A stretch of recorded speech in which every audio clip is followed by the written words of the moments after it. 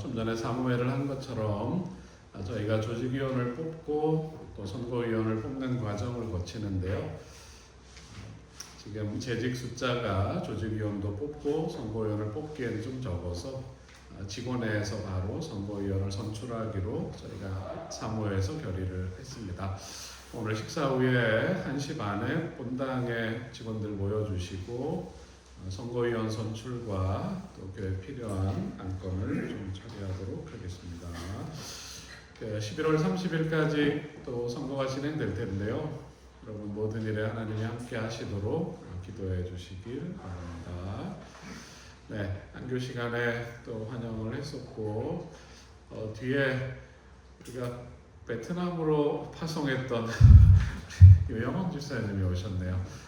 잠깐 일어나서 인사해 주시겠습니까?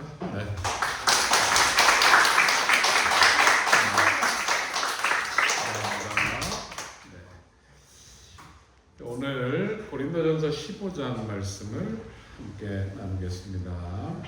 본문의 말씀을 박기환 장로님이 읽어주셨고요. 말씀을 진행하도록 하겠습니다.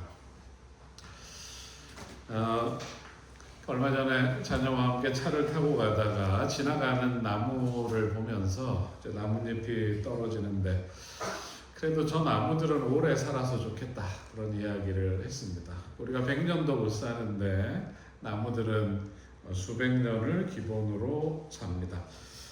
사진에 보시는 저 나무는 미국 캘리포니아 이뇨 북유리만에 있는 브리스틀콘 소나무인데 찬바람이 불고 고산지대에 있는 소나무의 일종인데 1957년에 애리조나 대학교 연구팀이 가서 이 나무의 수령을 조사를 했더니 약 5,000년 전에 시작된 나무라고 합니다. 그래서 이 나무의 이름을 성경에서 가장 오래 산 사람의 이름을 따서 무드셀라라고 지었고 지금도 이 나무가 다른 사람이랑 접촉돼서 훼손되는 것을 최대한 막고 있습니다. 사진에 보시는 이 나무는 세계에서 가장 큰 나무인데 주로 미국 서부 해안에 쉐카이어 숲들이 있고 큰 나무들이 있는데요. 더 코스터럴 레드우드라고 불리는 나무인데 이 나무의 높이는 115m라고 합니다. 지금 세계에 있는 가장 큰 나무입니다. 사람도 이렇게 오래 살았으면 좋겠는데 또 이렇게 크고 건강했으면 좋겠는데 아름답던 우리의 모습이 또 건강하던 우리의 모습이 점점 노화되어서 100년 이하의 짧은 삶을 살다가 죽을 수밖에 없습니다. 만약 우리에게 성경이 없었다면 그냥 그게 운명이다 그렇게 생각을 했을 텐데 우리 사람은 하나님의 형상으로 지음을 받았고 영원히 살 수 있는 존재였고 우리가 영생을 잃어버렸지만 구주이신 예수를 믿음으로 다시 영원히 살 수 있는 소망을 갖게 되었습니다. 내가 하나님의 아들의 이름을 믿는 너희에게 이것을 쓰는 것은 여러분 하나님의 아들의 이름을 믿으십니까? 아멘. 너희에게 이것을 쓰는 것은 너희로 하여금 너희에게 영생이 있음을 알게 하려 합니다. 우리 속에 영원한 생명이 있는 것입니다.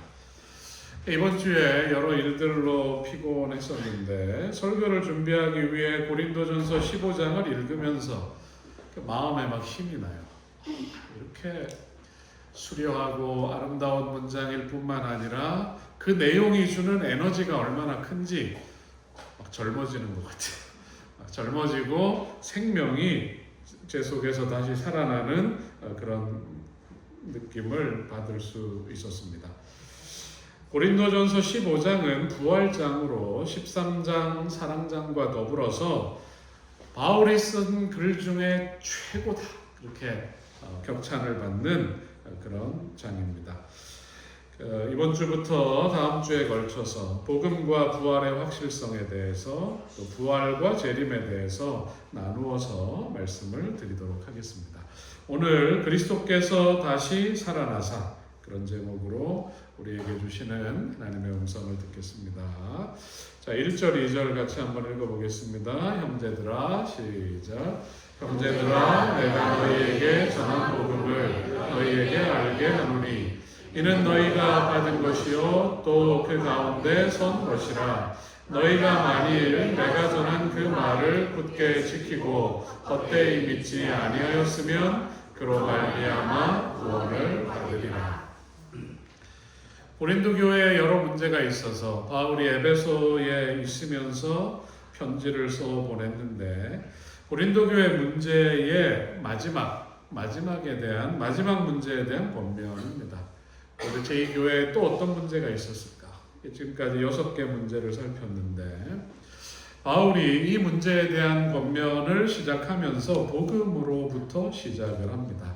형제들아. 고린도전서를 읽을 때 이 구절이 나오면 어떤 느낌인지 아시겠죠? 사랑의 마음을 담아서 그들에게 부르는 호칭입니다. 형제들아, 전에 내가 여러분에게 전해준 복음을 여러분의 마음에 되새겨 주려고 합니다. 이 복음은 여러분이 이미 받아들였고 또 이 복음은 여러분의 믿음의 기초가 되었습니다. 그동안 다 잊어먹고 엉터리로 살지 않았다면 이 복음이 여러분에게 구원을 줄 것이 분명합니다. 그러면서 바울은 고린도 형제들에게 그가 전했던 복음의 내용을 상기시켜요. 우리 같이 한번 읽어보겠습니다. 그리스도께서 시작. 그리스도께서 우리 죄를 위하여 죽으시고 장사 지낸 바 되셨다가 성경대로 사흘 만에 다시 살아나사 게바에게 보이시고 후에 12 제자에게와 그 후에 500여 형제에게 일시에 보이셨나니 그 중에 지금까지 대다수는 살아있고 어떤 사람은 잠들었으며 그 후에 야고보에게 보이셨으며 그 후에 모든 사도에게와 맨 나중에 안삭되지 못하여 난 자 같은 내게도 보이셨느니라. 바울이 전했던 복음의 핵심입니다. 예수님께서 당하신 죽음, 영광스러운 부활이 나의 구원을 위한 것임을 믿고 예수님을 구주로 받아들이고 그리스도 안에서 살아가는 것, 이것이 복음과 신앙생활입니다. 우리의 구원을 위해서 예수님께서 하신 가장 중요한 일, 2가지 뭘 얘기할 수 있을까요? 예수님이 우리를 위해 죽으셨어요. 그리고 우리의 구원을 위해서 예수님이 하신 일이 살아나신 것입니다. 이 2가지가 복음의 핵심입니다. 바울 당시에는 예수님이 살아나신 것을 직접 대면하고 가르침을 받았던 베드로와 여러 사도들이 있었어요. 갈릴리 언덕에서 하늘로 승천하실 때 500여 명의 사람들이 하늘로 가시는 예수 그리스도를 보았는데 바울이 그 당시 상황을 얘기합니다. 20여 년의 세월이 흘러서 몇 분은 돌아가셨지만 대다수가 살아서 부활하신 예수 그리스도를 증거하는 증인들이다. 7절에 기록된 야고보는 예수님의 형제 야고보로서 바울이 예루살렘 총회에 갔을 때 이방인들에게 할례 주는 문제를 결정할 때 의장을 만났던 야고보를 바울이 만나서 대화를 나누었는데 이 야고보가 내가 예수께서 공생에 하실 동안에는 그분을 메시아로 영접하지 않았지만 그분의 부활하심을 보고 그가 분명히 십자가에 죽으셨지만 다시 살아나신 것을 보고 그분의 가르침을 듣고 내가 주를 따르는 사람이 되었다. 그 경험을 바울이 야고보로부터 들은 것입니다. 그리고 바울은 마지막에 자신을 언급해요. 자기 자신도 부활하신 예수님을 만났습니까? 바울이 만났어요. 만나긴 만났는데 아주 급히 예수님을 만나러 갔습니까? 예수 믿는 사람 잡으러 갔습니까? 예수 믿는 사람 잡아 죽이러 가다가 예수님을 만난 것입니다. 그러니까 바울이 복음을 이야기하려고 하면 자신의 부끄러운 과거를 이야기해야 합니다. 그는 표현하기를 맨 나중에 만삭되지 못하여 난 자 같은 내게도 예수님이 당신이 살아나신 것을 보여주셨다. 그렇게 말하고 있어요. 뭘 몰랐던, 모르고 날뛰던 젊은 시절의 이야기입니다. 내가 지금은 사도라 불리지만 실제 가장 영향력 있는 사도지만 나는 가장 작은 자입니다. 하나님의 교회를 박해하던 사람이 사도라 불리는 것은 참으로 죄송하고 부끄러운 일입니다. 사도 바울의 고백이에요. 부끄러운 과거지만, 덮고 싶고 지우고 싶은 과거지만 내가 이 이유를 할 수 있는 이유는 이것입니다. 자, 10절 같이 한번 읽어보겠습니다. 그러나 시작. 그러나 내가 나 된 것은 하나님의 은혜로 된 것이니 내게 주신 그의 은혜가 헛되지 아니하여 내가 모든 사도보다 더 많이 수고하였으나 내가 한 것이 아니요 오직 나와 함께 하신 하나님의 은혜로라. 아멘. 지금 나의 모습이 이렇게 변한 것은 하나님의 은혜입니다. 나 같은 사람에게 베풀어 주신 은혜가 헛되지 않도록 지금까지 내가 어떻게 살았는지 여러분 아시지 않습니까? 안디옥 교회를 든든히 세우고 최초의 외방 선교사가 되고 강도가 득실되는 소아시아의 산맥을 넘고 바다에서 폭풍을 만나고 돌에 맞고 채찍에 맞고 옥에 갇히고 추운 감옥에서 약한 몸으로 교회를 향해 편지를 써보내고 우리가 아는 것처럼 그의 인생의 마지막은 참수를 당합니다. 남들보다 내가 좀 더 수고했지만 그것마저도 내가 한 것이 아니라 나와 함께 하신 하나님의 은혜다. 바울이 아름다운 고백을 합니다. 그래서 우리가 1절부터 10절까지를 살펴봤는데 예수 그리스도의 복음과 나 그런 제목을 붙일 수 있을 것입니다. 여러분 베드로도 복음을 설명할 때 누군가에게 복음을 전할 때 자기의 부끄러운 과거를 이야기해야 합니다. 성경에서 베드로가 좀 주목받아서 그렇지 예수님이 붙잡히실 때 도망간 건 다른 제자들도 마찬가지입니다. 예수님이 돌아가시고 베드로가 다시 고기나 잡으러 갈란다 그럴 때 다 따라가서 같이 고기 잡았어요. 복음을 전하는 제자들이 복음에 대하여 설명할 때 자기의 부끄러운 과거를 다 말해야 하는 것은 마찬가지입니다. 하지만 바울의 글에서 우리는 부끄러움보다 복음을 얘기할 때 나를 변화시킨 복음을 얘기할 때 감사함을 느낄 수가 있고 이 글을 읽는 당신이 어떤 상황, 어떤 과거가 있든지 복음을 듣고 예수를 믿고 영생을 얻으라고 해맑게 당당하게 이야기하는 것을 느낄 수가 있습니다. 우리 교회 수업장로님 제 첫인상을 볼 때 엄청 무서웠어요. 머리를 아주 짧게 깎으시고 체격도 좋으셔가지고 아무 말씀도 않고 물끄러움이 이사오는 저를 쳐다보실 때 야, 이게 보통 분이 아니구나 그렇게 생각을 했는데 다행히 오늘 안 계시네. 그렇게 생각했는데 이분이 율성리라는 시골에서 서울 삼육을 가고 그 학창 시절에 신앙적인 감화를 받고 또 삼육대학을 다니는 동안 장애인들을 위해 봉사하고 주님의 교회를 섬기고 몸된 기간에서 일하고 이 교회에서 성도와 교회를 섬기는 모습 속에서 우리는 복음의 능력을 느낍니다. 김학기 장로님의 삶을 통해 다가오는 예수님의 사랑과 복음의 능력, 김학기 장로님의 소시적 이야기를 듣고 있노라면 참 복음의 능력은 대단하다 그런 생각을 우리가 하는 것입니다. 오늘 예배에 참석한 초신자들이나 그동안 믿음 생활을 성실하게 하지 못했던 분들이라 할지라도 세월이 흐른 어느 날 그리스도의 복음과 나라는 주제로 이야기를 하게 된다면 고백하게 된다면 누군가에게 복음을 전하고 나의 부끄러운 모습도 있지만 복음이 나를 어떻게 변했는지를 전하는 날이 우리 모두에게 있을 것입니다. 고린도 교인들에게 그들에게 복음을 전해준 바울이 있었던 것처럼 나에게 복음을 전해주신 분께 감사하고 나에게 전달되어서 나를 변화시킨 그리스도의 사랑과 하나님의 은혜를 증거하는 사람으로 우리 모두가 서야 할 것입니다. 예수님 안에서 변화된 내 모습이 바로 복음의 능력이라고 고백하고 증거할 수 있는 진실한 그리스도인들이 되시기를 간절히 바라겠습니다. 자, 계속해서 좀 보겠습니다. 12절 읽어보겠습니다. 그리스도께서 시작. 그리스도께서 죽은 자 가운데서 다시 살아나셨다 전파되었거늘 너희 중에서 어떤 사람은 어찌하여 죽은 자 가운데서 부활이 없다 하느냐. 고린도 교회가 가지고 있는 마지막 문제가 뭔지 알겠죠.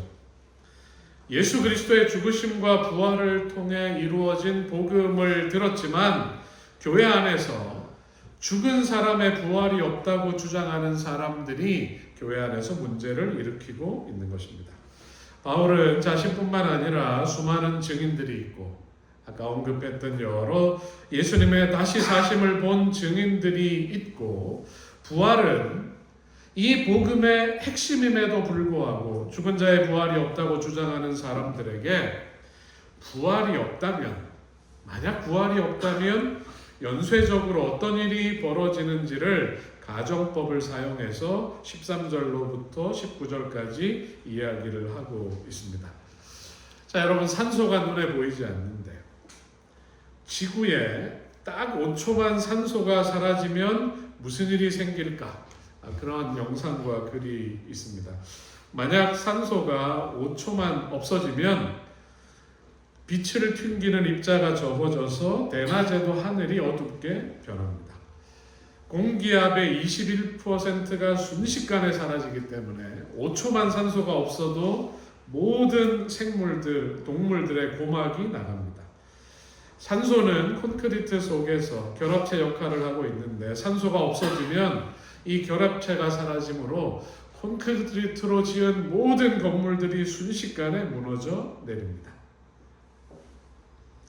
산소가 없으면 결국 수소가스만 남게 되는데 이 지구상에 있는 모든 물이 산소가 빠지는 순간 수소로 변해서 우주로 다 방출되는 것입니다. 더 심각한 것은 산소는 지구의 지각의 45%를 차지하고 있는데 산소가 없어지는 순간 지각이 무너져서 지진과 비교할 수 없는 큰 사태가 발생하는 것입니다. 그리고 산소는 대기 중에서 자외선으로부터 오는 피부를 보호하는 역할을 하는데 산소가 사라지면 햇빛에 노출된 사람들은 즉시 화상을 입게 된다. 그렇게 과학자들은 이야기합니다. 여러분, 감사하게도 산소가 없어지지 않아요. 산소가 있어요. 우리가 평소에 감사하지 않지만 느끼지 못하지만 산소가 우리에게 많은 것들을 해주고 있습니다. 바울은 13절에서 19절에 만약 죽은 자들의 부활이 없다면, 죽은 사람이 살아나는 일이 없다면 벌어지는 일 6가지를 이야기해요. 죽은 자들의 부활이 없으면 그리스도도 살아나지 못했을 것이다. 일단 예수님이 살아나지 못해요. 그리스도께서 살아나지 못했다면 우리가 전하는 것도 너희가 믿고 있는 것도 다 헛것이다. 하나님이 살리지 않으신 그리스도를 하나님이 살리셨다고 말함으로 우리는 하나님께 죄를 짓는 것이다. 살아나지도 않은 그리스도를 하나님이 살리셨다. 이렇게 얘기하는 것은 하나님을 기만하는 것입니다. 부활이라는 것이 없어지면, 부활이 없다면 하나님은 당신의 아들을 살리지 않으셨을 것이다. 그리스도께서 살아나지 않으셨다면 우리가 여전히 죄 가운데 있습니다. 구원받았다는 것은 죄로부터 자유로워지는 것인데 부활하지 못한다면 죄의 결과인 죽음으로부터 우리가 여전히 얽매여 있다면 우리의 구원은 아무런 의미가 없는 것입니다.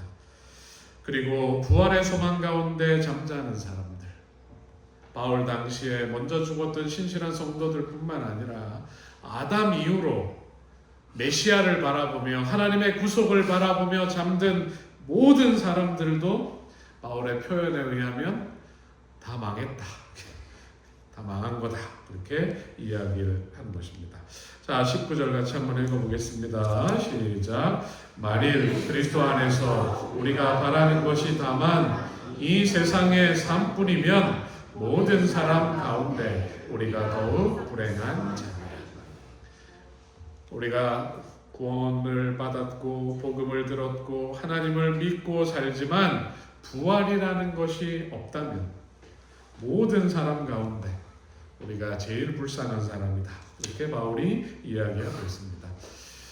그런데 이 부활이라는 것은 없는 것이 아니라 있는 것이기 때문에 우리에게 은혜가 되는 것입니다. 자, 20절로 22절 오늘 주제절인데요. 같이 한번 읽어보겠습니다. 그러나 시작.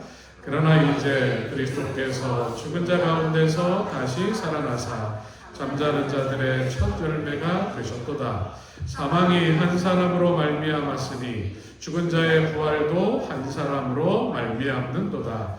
아담 안에서 모든 사람이 죽은 것 같이 그리스도 안에서 모든 사람이 삶을 얻으리라. 아멘.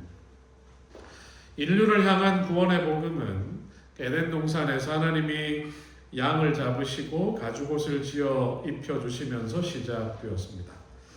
아담 이후의 모든 하나님의 백성들은 인류의 죄를 대속하고 사망의 권세를 깨뜨릴 하나님의 아들이 오시기를 바라보는 것입니다.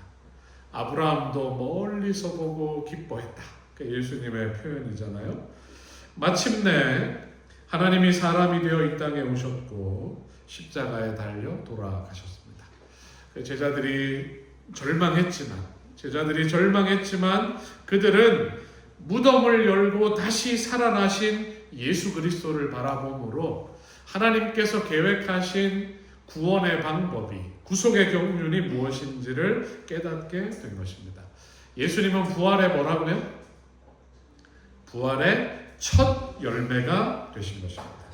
예수 그리스도의 부활은 예수님 안에 잠든 모든 성도의 부활에 대한 증거가 되는 것입니다.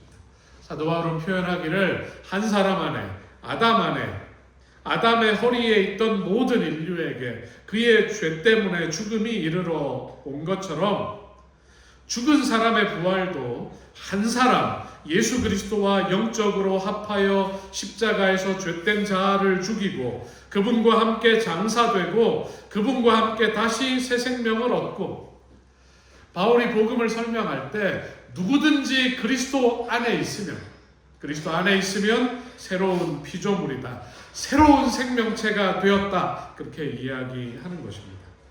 예수님 안에 있는 사람들은 예수님을 통해 이루어진, 예수님을 통해 시작된 이 부활을 경험하게 될 것입니다.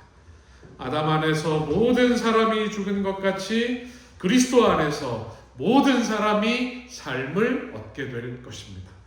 여러분, 이 사실을 믿으십니까? 우리 신앙의 기초가 되는 것입니다. 바울이 부활 교리를 분명하게 설명합니다.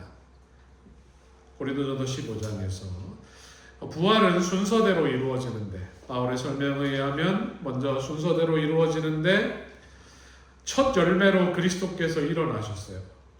그 다음에 부활을 어디서 우리가 볼 수 있냐면 예수님께서 재림하실 때 예수님 안에서 잠든 성도들이 예수님처럼 부활하게 될 것입니다. 마침내 예수 그리스도께서 이 구속 사업을 완성하시고 하나님의 나라를 이루실 때 구원받은 모든 성도들은 지금의 우리 모습과 다른, 다음 주에 15장의 후반부를 보면서 얘기하겠지만, 지금 이렇게 썩어서 없어지는 모습이 아니라 완전히 새로운 형체로, 새로운 존재로 새로운 생명을 회복하게 될 것입니다. 여인의 후손을 통해 뱀의 머리를 상하고 예수의 부활을 통해서 죽음의 권세는 더 이상 사람들을 두렵게 하지 못합니다. 그래서 바울은 말하기를 26절에 맨 나중에 멸망받을 원수는 사망이니라. 사망이 사라지는 세상이 올 것을 바울은 이야기하고 있습니다. 예수 그리스도의 승리는 사람이 가장 두려워하는 원수인 사망을 정복한 궁극적인 승리가 될 것입니다. 부활을 통해 죽음은 영원히 사라지게 될 것입니다. 자, 15장을 읽다 보면 29절을 읽으면서 우리가 고개를 갸웃거리게 되는데, 한번 읽어보겠습니다. 만일, 시작. 만일 죽은 자들이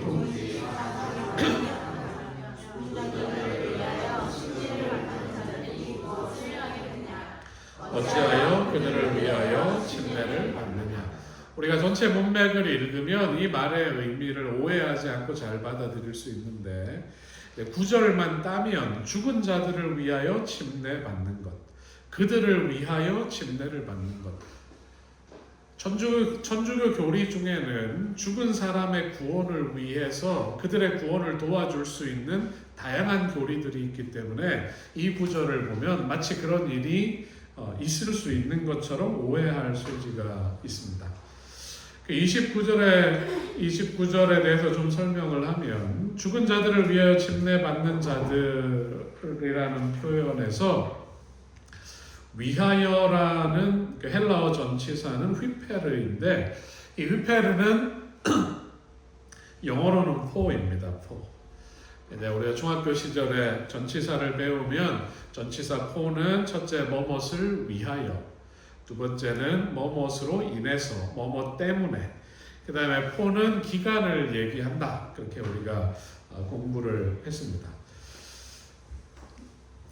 성경에 써진 원어의 뜻대로 최대한 번역하려고 노력한 성경 번역이 킹 제임스 버전이에요. 원어 그대로 번역하려고 노력한 책인데 여기에 보면 이제 침례받는 사람들, 누구를 위하여? 죽은 사람들을 위하여라고 우리가 생각할 수 있지만 그 사람들의 의미가 뭐였는지를 한글 킹 제임스 버전을 보면 죽은 사람을 인하여, 죽은 사람 때문에라고 표현하고 있는 것입니다. 그래서 휘페르라는 전치사가 위하여가 아니라 때문에, 인하여라는 뜻임을 우리가 알 수 있어요. 예를 들어서 내가 신앙을 하지 않았는데 어머니의 평생의 소원은 네가 교회 가서 예수 믿고 구원받는 거다. 어머니가 돌아가실 때까지 내가 교회를 안 나갔어요. 하지만 어머니의 그 유언이 생각나서 또 어머니에 대한 사무치는 그리움이 생기면서 내가 예수를 믿고 나도 구원받아서 어머니를 만나야겠다. 그런 마음으로 죽은 사람 때문에 침례를 받는 사람들, 부활이 없다면 그게 무슨 소용이겠느냐? 그것이 바울이 말하고 있는 표현입니다. 추워지는 날씨에 어제 저녁에 사진을 단톡방에 올린 것처럼 교회 나무가 나뭇잎을 다 떨어뜨려요. 잎이 갈색으로 변해서 나뭇잎이 다 떨어지는 것을 보면 여러분 어떤 느낌이 드십니까? 남자의 계절이 시작됐다 그렇게 생각이 드십니까? 그 나뭇잎이 떨어지는 것이 쓸쓸해 보이고 안타까워 보이다가도 우리가 잠시 생각해 보면 나무가 살려고 잎을 떨어뜨립니다. 추운 겨울이 지나고 나면 나무는 다시 파란 잎을 싹 틔우게 될 것을 우리가 아는 것입니다. 사랑하는 사람과의 사별 앞에서 우리에게 위로가 되는 것은 그분이 지금은 잠들지만 주님 오시는 날 그리스도 안에 있었던 사람은 예수님과 함께 다시 살아날 것을 우리가 알고 믿기 때문입니다. 그분 안에는 예수 그리스도라는 생명이 심겨있기 때문에 주님 오시는 그날 이제는 썩지 아니할 모습으로 살아나게 될 것입니다. 지난주에 어머니가 갑자기 심근경색으로 병원에 실려가고 병원에 갔더니 30분만 늦었으면 돌아가셨다. 이런 얘기를 의사로부터 들으면서 이제 어머니가 귀가 잘 안 들리시고 주름이 늘고 총기가 떨어지고 마음에 활력을 잃어가는 모습을 보면 안타깝기 그지없지만 죽은 자의 부활이 없다면 얼마나 절망적일까 그런 생각이 들지만 바울의 설명처럼 예수 그리스도의 부활이 없다면 정말 우리 인생은 옆에 서 있는 수백 년을 사는 나무보다도 못한 존재일 수도 있습니다. 하지만 사람은 하나님의 형상대로 지음을 받았고 이 지구를 다스리는 권세를 위임받았고 하나님 앞에서 영원한 생명과 행복을 누릴 수 있는 존재이고 우리의 기쁨을 위해 창조된 나무와는 비교할 수도 없는 그런 특별한 존재들입니다. 뿐만 아니라 우리를 다시 살리시기 위해서 하늘의 왕께서 하나님께서 사람이 되시고 당신의 생명을 주시기까지 한 우리를 위하여 다시 부활하신 놀라운 사랑의 대상이고 소중한 존재임을 우리가 이 가을에 기억하는 것입니다. 여러분 혹시 몰라서 믿음이 없어서 부활을 믿지 않는 사람들이 있다 할지라도 예수 그리스도의 부활은 나에게 그리고 모든 그리스도인에게 그리고 나아가서 모든 인류를 향한 최고의 기적이고 놀라운 하나님의 선물입니다. 절대로 없어서는 안 될 너무나 소중한 하나님의 은혜입니다. 이 귀한 선물인 부활을 믿고 감사하는 성도들이 되시기를 주님의 이름으로 축복합니다. 자, 오늘 전반부의 마지막 구절을 보겠습니다. 33절 시작. 속지 말라. 악한 동무들은 선한 행실을 더럽히나니 깨어 이를 행하고 죄를 짓지 말라. 하나님을 알지 못하는 자가 있기로 내가 너희를 부끄럽게 하기 위하여 말하노라. 부활을 믿지 않는 사람들이 교회를 어지럽히는 문제에 대한 바울의 최종 권면입니다. 속지 말아라. 그거 아니다. 지금 로마화된 에베소에서 바울은 반대와 핍박 중에 복음을 전하면서 이 편지를 쓰고 있습니다. 형제들아, 내가 그리스도 예수 우리 주 안에서 가진 바 너희에 대한 나의 자랑을 두고 단언하노니 나는 날마다 죽노라. 31절의 말씀입니다.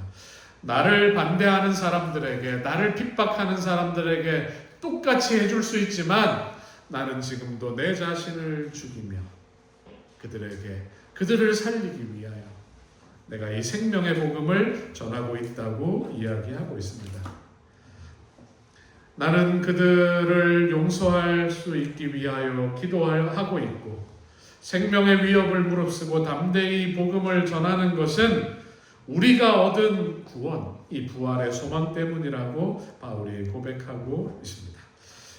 고린도 교회 성도들이 회복하기를 기대했던 바울의 마음을 가득 채운 부활과 영생의 값진 선물을 오늘 우리도 기억하고 내 모습이 조금씩 늙어간다 할지라도 내가 신앙 때문에 불이익과 고난을 당한다 할지라도 우리의 마음에 소망과 감사가 있게 되시길 바랍니다. 끝까지 믿음 안에 굳게 서서 주님 오시는 그날 누리게 될 그 놀라운 변화와 영광을 소유하는 우리 모두가 되기를 바라면서 오늘 말씀을 마치겠습니다. 다 함께 일어나셔서 헌신의 찬미 부르겠습니다.